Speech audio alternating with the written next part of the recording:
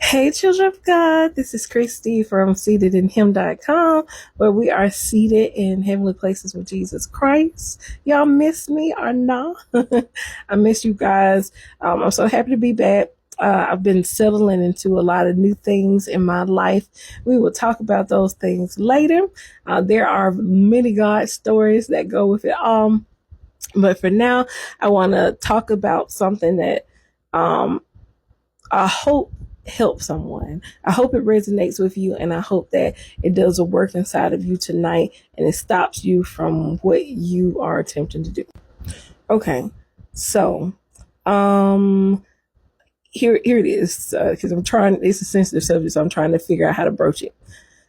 Okay, when I was in college, at the very end of my college career, I was just turned 22. And you know how everybody's just so excited to graduate and, excited about all the good things that was going to happen in their life after that, whether they're starting their professional career or going off into a graduate program or whatever, or maybe they got their MRS while they was in there or their MR and they're going to head off to wedding or whatever. That was not my story. My story was was dealing with the death of some individuals who were very close to me. I was dealing with some other type of personal hardships, and I was depressed, very depressed. And there was a song out at the time. There was a country song by a group called the Band Perry called If I Die Young. And that song was sweeping the charts. It was like probably number one on the country and pop charts. And at the time, I was a country and pop princess. And I loved that song because it resonated with me. The whole song was about someone dying young, and the song was made to sound so poetic and wonderful and beautiful. And as much as I hate to admit it now, that was my desire. I wanted to be 22 and be done. I didn't want to continue on with my journey in life because I thought that the darkness that I was feeling with the grief, with the hardships over other things I was facing, I thought that that was the end. That was it in life, and that was going to be my plight in life, and there was no more for me. I became extremely hopeless, extremely depressed, extremely sad, and I wouldn't wish it on a dog.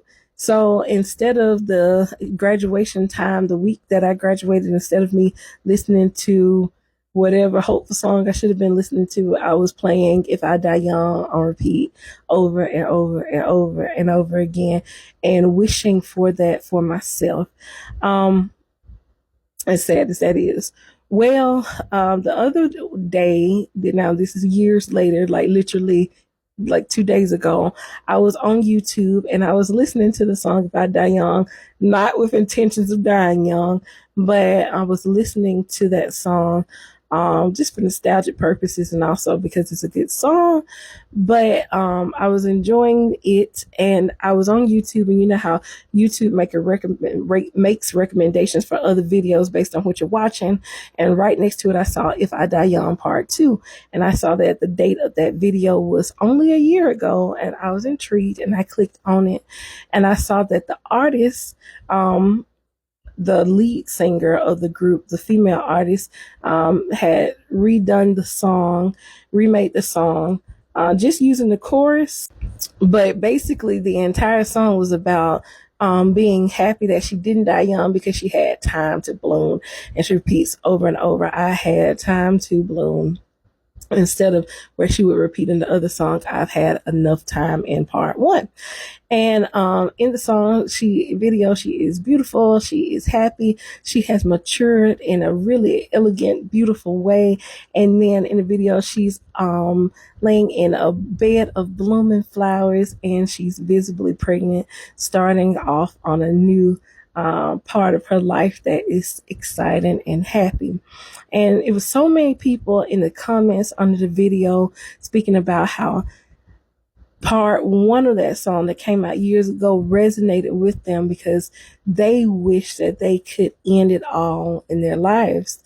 But part two resonated with them now because they've had the opportunity to grow and to change and to go past the situations that they have were in that made them feel like they wanted to end it all. And I sat there, and like I say, all I do is cry on this app. But I sat there watching the video and reading the comments in tears because I realized that I was just like the singer and I've had time to bloom. So much of myself wanted the darkness of the grave, the quiet of the grave, and not to continue on with my journey in life. But God gave me grace to not go off on the plans that I had for myself, but I went off on the plans that He had for me. And those plans had to do with life and life in abundance. And I've had the opportunity to chump life, as my African sisters and brothers would say.